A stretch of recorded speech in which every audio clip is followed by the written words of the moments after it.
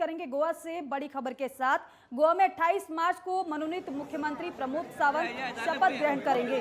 प्रमोद सावंत की सरकार के शपथ ग्रहण समारोह के लिए प्रधानमंत्री नरेंद्र मोदी के साथ 10 बीजेपी शासित राज्यों के मुख्यमंत्री भी शपथ ग्रहण समारोह में हिस्सा लेने गोवा पहुंचेंगे।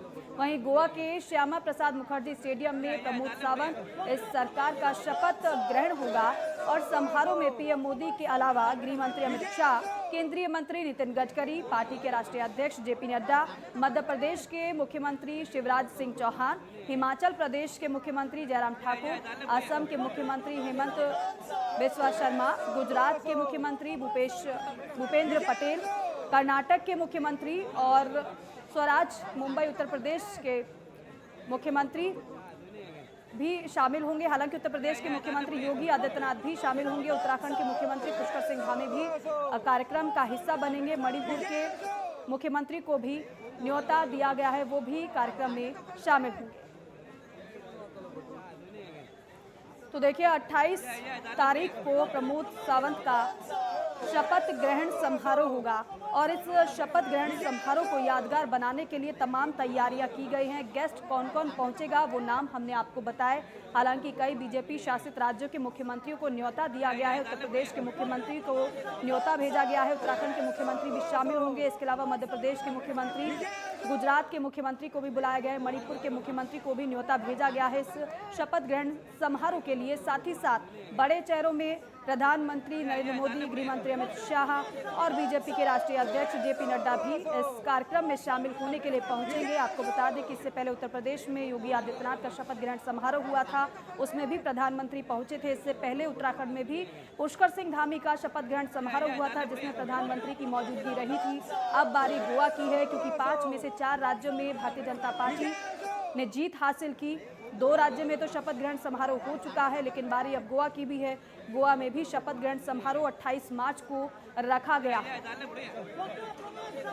तो नई सरकार का शपथ ग्रहण समारोह, प्रमोद सावंत जो मुख्यमंत्री पद की शपथ लेंगे एक बार फिर से।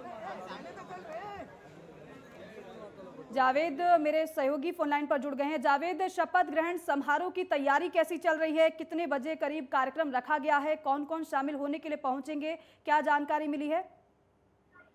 देखिए, मैं बता दूं आपको कि कल जो शपथ ग्रहण है वो शपथ ग्रहण कल गोवा में होने जा रहा है। लेकिन इसमें जो है तो ये कार्यक्रम जो है तो डॉक्टर श्याम प्रसाद मुखर्जी स्टेडियम में सुबह 11 बजे होगा और इसमें प्रधानमंत्री नरेंद्र मोदी और केंद्रीय रक्षा मंत्री राजनाथ सिंह के साथ में और भी गणमान्य व्यक्ति शामिल हो सकते हैं। जी जावेद, क्योंकि हमने देखा, देखिए उत्तराखंड में भी शपथ ग्रहण समारोह हुआ और उत्तर प्रदेश में भी हुआ और भव्य कार्यक्रम का आयोजन किया गया। गोवा में किस तरीके से तैयारी की गई है? कितनी संख्या में लोग वहां पर पहुंचेंगे? जी देखिए, मैं आपको बता दूं कि यहाँ पर बड़े पैमाने पे तैयारी की जा रही है और इस स्टेडियम में जो कार्यक्रम शपथ ग्रहण कार्यक्रम होने जा रहा है इसमें कम से कम 10,000 से भी अधिक लोग शामिल होने की संभावना है। तो शपथ ग्रहण समारोह का जो प्रसारण है वो विभिन्न चैनलों के साथ साथ यहाँ पर गोवा के जो निजी चैनल है उस पर भी प्रसारित किया जाएगा। कार्यक्रम का समय क्या रखा गया जावेद? ये कार्यक्रम सुबह 11 बजे से शुरू हो जाएगा, यानी कि 11 बजे करीब कार्यक्रम की शुरुआत हो जाएगी। जावेद, इसके अलावा प्रमोद सावंत के अलावा मंत्री पद की शपथ भी ली जाएगी। उस दौरान कई चेहरे ऐसे होंगे जो मंत्री पद की शपथ भी लेंगे। जी बिल्कुल, मंत्री पद की शपथ के बारे में अगर से हम बात करें तो डॉक्टर प्रमोद सावंत से जब इस विषय में पूछा गया तो उन्होंने तो नाम लेने से साफ मना कर दिया और उन्होंने कहा कि ये तो कल ही पता चलेगा कि कौन मंत्री बन सकता है। लेकिन फिर भी बाबू मोंसराट या विश्वजीत राणे ये जो चेहरे हैं ये कैबिनेट मंत्री में या मंत्री पद की शपथ ले सकते हैं, क्योंकि मुख्यमंत्री के अलावा 11 मंत्री भी इसमें शपथ लेंगे। जावेद, क्योंकि अब कई बीजेपी शासित राज्यों के मुख्यमंत्रियों को भी न्योता भेजा गया है, कौन कौन से नाम सामने आ रहे हैं अभी तक? जी देखिए, इसकी पूरी अधिकृत जानकारी तो नहीं मिल पाई है, लेकिन हाँ इतना जरूर बताया गया है कि प्रधानमंत्री, गृह मंत्री या रक्षा मंत्री और उसके अलावा जो बीजेपी के भाजपा के अध्यक्ष है जेपी नड्डा वो भी इस शपथ ग्रहण में शामिल हो सकते हैं। जी और क्या विपक्ष के नेताओं को भी शपथ ग्रहण समारोह के लिए न्योता भेजा गया है, और अगर भेजा गया है तो कौन कौन से नेता विपक्ष की तरफ से होंगे जिनको न्योता भेजा गया है और जो शामिल भी होंगे? जी, कांग्रेस को तो न्योता भेजा गया है और कांग्रेस इसमें शामिल भी होगी, और साथ ही विपक्ष के जो बाकी दल है वो भी कांग्रेस के साथ साथ हो सकता है कि शपथ ग्रहण में शामिल होने वाली है। बिल्कुल जावेद, क्योंकि आप बता रहे हैं कि 11 बजे कार्यक्रम की शुरुआत होगी, ऐसे में तमाम जो वीवीआईपी गेस्ट बुलाए गए हैं, कितने बजे से उनका आगमन शुरू हो जाएगा? अगर बात प्रधानमंत्री की ही कर लेते हैं तो प्रधानमंत्री कब तक पहुंचेंगे? क्या समय रखा गया है? जी 11 बजे का कार्यक्रम शुरू स्टार्ट हो जाएगा। कार्यक्रम शुरुआत के जो टाइम है वो 11 बजे का है। तो बात की जाए आने वाले लोगों की, जो गणमान्य लोग हैं, जो प्रतिष्ठित लोग हैं, जो पार्टी के बड़े नेता है, बड़े चेहरे हैं, तो सुबह से ही उनका आगमन शुरू हो जाएगा, और उसकी व्यवस्था भी प्रशासन ने यहाँ पर पूरी तरीके से कर रखी है। तो पार्टी की ओर से भी बड़े पैमाने पे यहाँ पे व्यवस्था का जो प्रबंध है वो किया गया है। जी, तो तमाम बड़े नेता पहुंचेंगे इसके लिए जावेद, क्योंकि तमाम वीवीआईपी जो पहुंचेंगे, कहाँ ठहरने की व्यवस्था की गई है उनके लिए? जाहिर सी बात है होटल्स बुक कराए गए होंगे, क्या इंतजाम किए गए हैं उसके लिए? जी, उसके लिए पार्टी ने बड़े बड़े जो होटल है यहाँ पे गोवा के, तो वहाँ पे भी उनका जो इंतजाम है वो करके रखा है, और साथ ही कुछ निजी निवास है जो मुख्यमंत्री के है और बाकी कुछ नेताओं के है, तो वहाँ पे भी उनके ठहरने की, उनकी रुकने की पूरी व्यवस्था की गई है।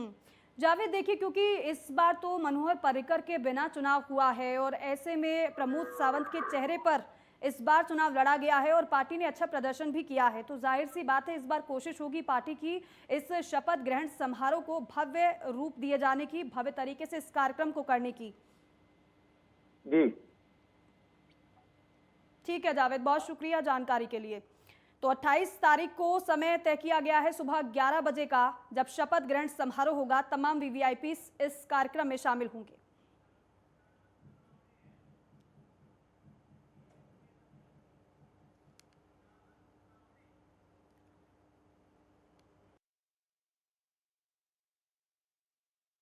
और सदानंद जी, बीजेपी प्रदेश अध्यक्ष हमारे साथ जुड़ चुके हैं फोन लाइन पर। सर बहुत स्वागत है नेटवर्क 10 पर। सर आखिरकार वो लम्हा आ रहा है जब शपथ ग्रहण समारोह होगा, क्या कुछ कहना है आपका इस पर? कैसा ये कार्यक्रम रहने वाला है? ये तो बहुत अच्छा माहौल इधर है, पूरी गोवा में उत्साह का वातावरण है, और पहली बार हम इतना बड़ा पैमाने पे हम ये कार्य कर रहे हैं। सभी हमारे राष्ट्रीय नेता वो भी गोवा आ रहे हैं, प्राइम मिनिस्टर, हमारे होम मिनिस्टर, सभी लोग आ रहे हैं। तो बहुत उत्साह है, कार्यकर्ताओं में भी उत्साह कि पहली बार भारतीय जनता पार्टी को अच्छी यानी 20 एमएलए हमारे पार्टी के चुन के आए, और 3 लोगों ने इंडिपेंडेंट जो थे उन्होंने हमें सपोर्ट किया, और 2 एमजीपी की जो रीजनल पार्टी है वो लोगों ने हमें सपोर्ट किया है। जी अच्छा तो अच्छा सदानंद माहौल है। जी उत्साह का तो माहौल बिल्कुल होगा, बधाई भी है आपको क्योंकि प्रदर्शन काफी अच्छा रहा है भारतीय जनता पार्टी का। सदानंद जी, इसके अलावा क्योंकि प्रमोद सावंत तो मुख्यमंत्री पद की शपथ ले रहे हैं, और कौन कौन शपथ लेने वाले हैं कल? ये तो अभी तक बाकी का तय नहीं हुआ है, लेकिन आज हमारे स्पीकर के लिए हमारे रमेश तोड़कर का उनका नॉमिनेशन फाइल किया है, और रमेश तोड़कर 4th टाइम एमएलए है, 5th टाइम एमएलए है, और उनका सीनियर एमएलए है, एसटी कैटेगरी से बिलोंग करते हैं, उनका पार्टी के कार्यकर्ता है, और उनका आज सभापति स्पीकर पोस्ट के लिए तो नॉमिनेशन फाइल किया है। जी सदानंद जी, क्योंकि देखिए एक बार फिर से गोवा की जनता ने भारतीय जनता पार्टी पर भरोसा जताया है और देखिए प्रदर्शन भी उम्दा रहा है, ऐसे में क्या प्राथमिकता रहने वाली है पार्टी की? पार्टी की प्राथमिकता स्थिर शासन और अच्छा शासन देना गोवा के लिए, क्योंकि हमारी केंद्र में हमारी सरकार है, हमारे नरेंद्र मोदी जी हमारे प्राइम मिनिस्टर है, और जो जिस तरह से केंद्र में अच्छी सरकार चलती है उसी तरह से गोवा के भी सरकार देने का प्रयास करेंगे। तमाम प्राथमिकता रहेंगी, लेकिन अब ये भी आप मानेंगे कि चुनौतियां भी तमाम रहेंगी? क्या समझ रहे हैं, क्या चुनौतियां जिनका सामना करने वाले हैं आप, और किस तरीके से सामना किया जाएगा चुनौतियों का? मेरे को लगता है कि बहुत ये तो कोविड महामारी की जो थी वो तो सबसे बहुत समस्या थी, वो टाइम पे भी वो सबसे निकल के भी ये किया है, तो मेरे ख्याल से कोई दिक्कत नहीं आएगी, अच्छा ये रहेगा, ऐसा मेरे को लगता है। जी और सदानंद जी, क्योंकि इस बार तो देखिए बढ़िया मैंडेट मिला है पार्टी को, तो जाहिर सी बात है खास कार्यक्रम को करने की तैयारी होगी। क्या भव्य स्वरूप दिया जा रहा है इस कार्यक्रम को? और ये भी आपसे जानना चाहेंगे, क्योंकि देखिए अपने दर्शकों को हम बता रहे हैं कि तमाम बीजेपी शासित राज्यों के मुख्यमंत्री को भी बुलाया गया है, प्रधानमंत्री तो पहुंचेंगे ही पहुंचेंगे, विपक्ष को भी बुलाया गया है क्या? हाँ, सबको बुलाए। इस विपक्ष को गोवा के सभी एमएलए को इन्विटेशन है, एक्स एमएलए को इन्विटेशन है, जी। सभी पार्टी को दिया है। और हमारे केंद्र से भी बहुत बड़े नेतागण गोवा आ रहे हैं। हमारे अलग अलग राज्यों के मुख्यमंत्री, बाकी का मिनिस्टर, केंद्रीय मिनिस्टर, हमारे नेता, ये सब वाले, हमारे माननीय पंतप्रधान नरेंद्र मोदी जी, होम मिनिस्टर, हमारे नितिन गडकरी जी, हमारे राष्ट्रीय अध्यक्ष नड्डा जी, पार्टी के संगठन के लोग, अलग अलग पार्टी के ऑफिसर सब आ रहे हैं। तो बड़े उत्साह से ये कार्यक्रम होगा। इधर जो शपथ ग्रहण वाला करेंगे, उधर तो इधर जो भी हमारा सेक्रेटरीट है वही बिल्डिंग का इधर स्वरूप दिया है और बड़ी उत्साह से काम भी चालू है। जी, बहुत उत्साह है गोवा के लोगों में। बिल्कुल सदानंद जी, शुभकामनाएं आपको आगे की कार्यक्रम के लिए और आगे, क्योंकि एक बार फिर से सरकार आप बना रहे हैं। बहुत बहुत शुक्रिया हमसे बातचीत करने के लिए। मुंबई में एसटी के कर्मचारियों का आंदोलन जारी है। ऐसे में महाराष्ट्र के उप मुख्यमंत्री अजीत पवार ने कहा है कि कल अधिवेशन में आपके बारे में सोचा गया है, आपको वेतन हर महीने 10 तारीख तक मिलेगा। ये जिम्मेदारी राज्य सरकार लेगी, जो नहीं आएंगे उन पर सख्त कार्रवाई की जाएगी।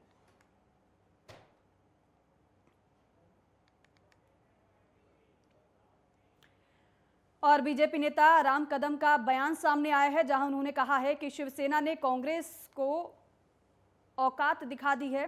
दरअसल शिवसेना ने कांग्रेस नेताओं को चमचा कहकर संबोधित किया था, क्योंकि प्रधानमंत्री लगातार 22 घंटों तक काम करते हैं। उनकी निंदा केवल कांग्रेस ने 2 घंटों तक की है। इस सच्चाई को शिवसेना पचा नहीं पा रही है और यही दुख आज सामना में छलक रहा है।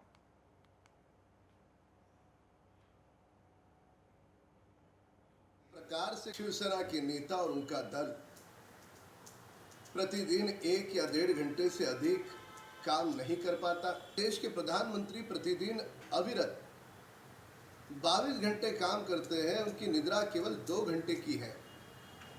यह सच्चाई शिवसेना नेता स्वीकार नहीं कर पा रहे, इस सच्चाई को वे पचा नहीं पा रहे और शायद इसी बात की मिर्ची लगी होगी। सामना अखबार में उनका जो दुख है वो आज झलक रहा है। साथ साथ में सामना अखबार में शिवसेना नेताओं ने फिर से एक बार कांग्रेस दल के नेता और उनके हाईकमांड के इर्द गिर्द घूमने वाले लोगों को चमचा करके संबोधित किया है।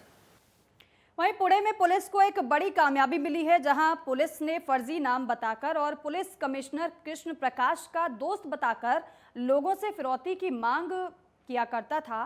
पूरी वारदात सीसीटीवी में कैद हो गई। वहीं पुलिस ने आरोपी को गिरफ्तार कर लिया है। तो पुलिस ने एक आरोपी को गिरफ्तार किया है जो खुद को पुलिस बताकर लोगों से ठगी किया करता था।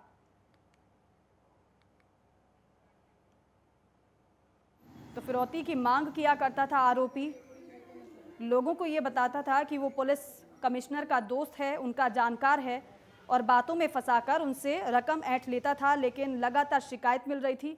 इस बार इस आरोपी को पुलिस ने पकड़ लिया है, गिरफ्तार किया गया है। होटल पुणे गेट, यहाँ पर वो बुलाया गया, उसने बुलाया। यहाँ पर उसको पैसे, ये जो पैसे आपको दिखाई पड़ रहे हैं, ये एक्चुअली ऊपर केवल असली नोट है और नीचे जो हैं वो बच्चों के व्यापार बैंक जो होता है उसके खेलने के नोट है। वो डालकर उसको कि अभी 1 ही लाख रुपया है, अभी 1 लाख रुपया ले लो। तब उसने कहा कि मेरे पॉकेट में डाल दो और वो पॉकेट में उसके डाल दिया गया। यहाँ ये महत्वपूर्ण बात है कि जैसे ही हमने उसे धर दबोचा, पास ही इस प्लान में तैयार छुपी बैठी 2 लेडीज को फोन गया और वो 2 लेडीज अंदर आकर हंगामा करनी शुरू की। और मुंबई के कांदिवली पश्चिम इस्लाम कंपाउंड में घर गिरने का मामला सामने आया है, जहां घर में मौजूद 4 लोग जख्मी हैं। जिनमें से एक बच्चा गंभीर हालत में बताया जा रहा है। वहीं घटनास्थल पर पुलिस, फायर ब्रिगेड और बीएमसी की टीम पहुंच चुकी है। रेस्क्यू किया जा रहा है। ये तस्वीर आपको हम दिखा रहे हैं। बीएमसी की टीम और फायर ब्रिगेड की टीम मौके पर मौजूद है। एक घर गिर गया है, धराशायी हो गया है। कांदीवली पश्चिम इस्लाम कंपाउंड का ये पूरा मामला है। 4 लोग जख्मी हुए हैं। एक बच्चे की हालत गंभीर बताई जा रही है। फिलहाल रेस्क्यू ऑपरेशन जारी है। घायलों को इलाज के लिए अस्पताल भेजा गया है।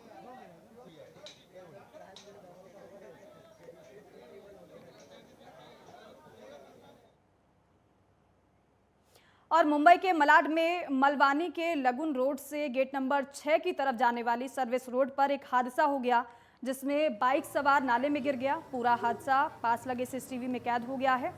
दरअसल नाले की सेफ्टी दीवार का कुछ हिस्सा खुला हुआ था और इसी के चलते यह हादसा हुआ है। फिलहाल बाइक सवार सुरक्षित है। तो देखिए तस्वीर आप देख रही है, सीसीटीवी फुटेज सामने आया है, जिसमें आप देखेंगे कि एक शख्स जा रहा होता है और अचानक से वो नाले में गिर जाता है। तो बाइक सवार किस तरीके से नाले में गिरा वो तस्वीर आप देखिए, लाल घेरे में आप देख पा रहे होंगे।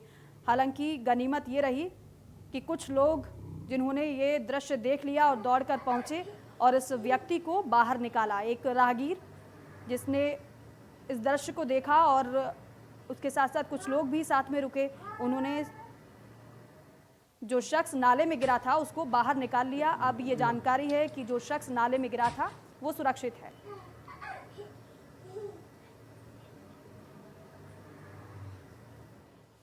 मुंबई के पुलिस आयुक्त संजय पांडे से हाल ही में सोशल मीडिया पर नागरिकों ने मांग की थी कि छुट्टी वाले दिन रविवार को मुंबई की सड़कों को ट्रैफिक फ्री रखा जाए। इस मांग का पॉजिटिव जवाब देते हुए मुंबई पुलिस ने 13 सड़कों का चयन किया है, जिन्हें रविवार को यातायात से मुक्त किया गया है। आपको बता दें कि मुंबई में हर रविवार को 13 सड़कें वाहनों के लिए बंद रहेंगी। मुंबई के पुलिस आयुक्त संजय पांडे ने जब से शहर के पुलिस आयुक्त का पदभार संभाला है, वो सोशल मीडिया पर भी बेहद सक्रिय रहते हैं। वो अक्सर लोगों की समस्याओं को भी सुनते हैं और जानने की कोशिश करते हैं कि लोगों की समस्या क्या है, उनसे जुड़ने की कोशिश भी करते हैं। वहीं आज मुंबई की सड़कों पर मुंबई पुलिस आयुक्त संजय पांडे दौड़ते नजर भी आए।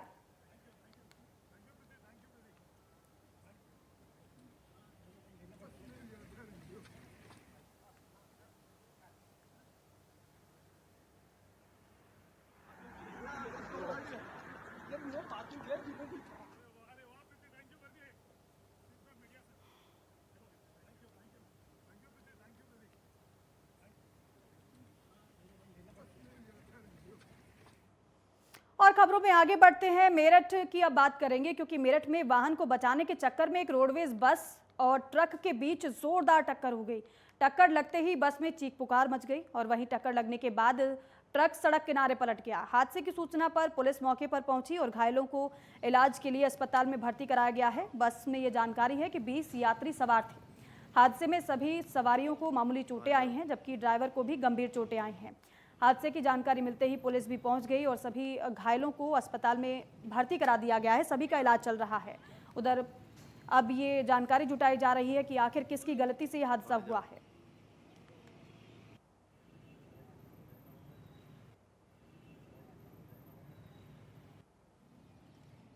वहीं बहराइच में वरिष्ठ पुलिस अधीक्षक केशव कुमार चौधरी ने पयागपुर थाने का वार्षिक निरीक्षण किया है। निरीक्षण के दौरान थाना कार्यालय में रखे अभिलेखों को चेक भी उन्होंने किया। साथ ही साथ अधिकारियों को दस्तावेजों के उचित रखरखाव के निर्देश भी दिए गए हैं।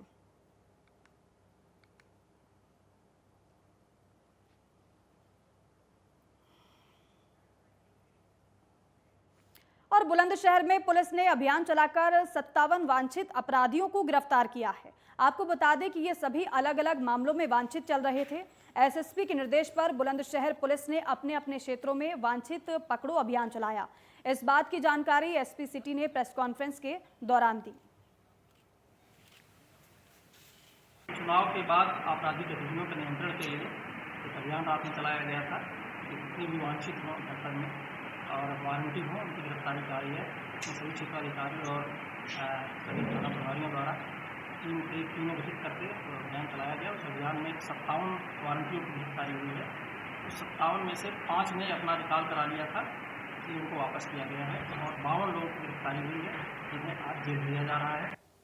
वहीं राजधानी दिल्ली में यमुना की सफाई को लेकर पिछले कई सालों से स्वच्छ बनाने के लिए अभियान चलाया जा रहा है। यमुना नदी की साफ सफाई को लेकर सरकार तो कदम उठा ही रही है, लेकिन साथ ही साथ दिल्ली की यमुना को साफ करने के लिए स्वास्थ्य सेवा से जुड़े लोग, सामाजिक संस्थाएं और कई स्कूल के बच्चों द्वारा यमुना की साफ सफाई को लेकर जागरूकता अभियान भी चलाया जाता रहा है। इसी बीच आज सुबह से ही यमुना ITO घाट पर यमुनोत्सव 2022 मनाया गया, जिसमें सुबह से ही सांस्कृतिक कार्यक्रम, नुक्कड़ नाटक के जरिए यमुना को साफ रखने के लिए नुक्कड़ नाटक के जरिए प्रस्तुतियां भी दी गई। प्लास्टिक को त्यागने और पौधे को ज़्यादा से ज़्यादा लगाने के लिए बच्चों को जागरूक भी किया गया, पोस्टर भी बनाए गए और वन्य जीवों को बचाने के लिए जानवरों की वेशभूषा में बच्चों ने पर्यावरण बचाने का संदेश भी दिया। वहीं इस कार्यक्रम में जल शक्ति मंत्रालय, नमामि गंगे के DG अशोक कुमार भी पहुंचे और इसके अलावा कई स्कूल के बच्चे, स्वास्थ्य सेवा से जुड़े लोग और यमुना नदी की साफ सफाई को लेकर चिंतित लोग भी पहुंचे।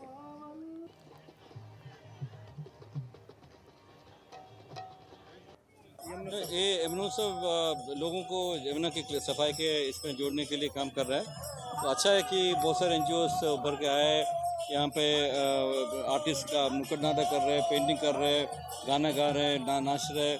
ये यमुना का जो सफाई का कार्यक्रम है, जिनको जोड़ने के लिए ये एक इम्पॉर्टेंट कदम है।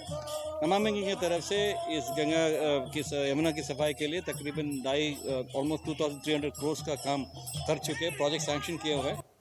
और वहीं कैमूर में तेज रफ्तार का कहर लगातार जारी है, जहां मसूर काटने जा रही 1 दर्जन महिलाओं को एक तेज रफ्तार बाइक ने टक्कर मार दी, जिसमें 2 महिलाओं की मौत हो गई। साथ ही साथ हादसे में 10 महिलाएं घायल हो गई हैं। घायल महिलाओं को अस्पताल में भर्ती करा दिया गया है। स्थानीय लोगों ने बाइक सवार को पकड़कर पुलिस के हवाले कर दिया है। मामला चांद थाना क्षेत्र के टकटहिया शहीद बाबा के पास का बताया जा रहा है। घटना के बाद इलाके में सनसनी फैल गई। हालांकि मौके पर पहुंची पुलिस ने शव को कब्जे में लेकर पूरे मामले की जांच शुरू कर दी है और ये भी जानकारी है कि 2 युवकों को हिरासत में लिया गया है।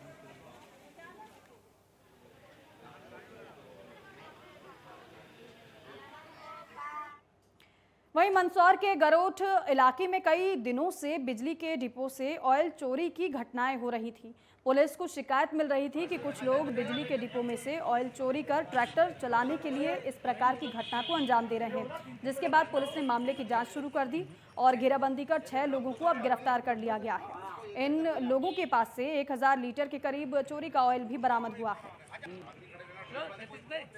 ये लगातार यहाँ थाने पे बिजली विभाग से सूचनाएं आ रही थी और रिपोर्ट की जा रही थी कि विद्युत लाइन का जो ट्रांसफार्मर आता है उसमें से अज्ञात बदमाश आई चुरा कर ले जाते थे और उनको ट्रैक्टर में ईंधन के रूप में काम में लेते थे। इसी सूचना हमको मिल रही थी।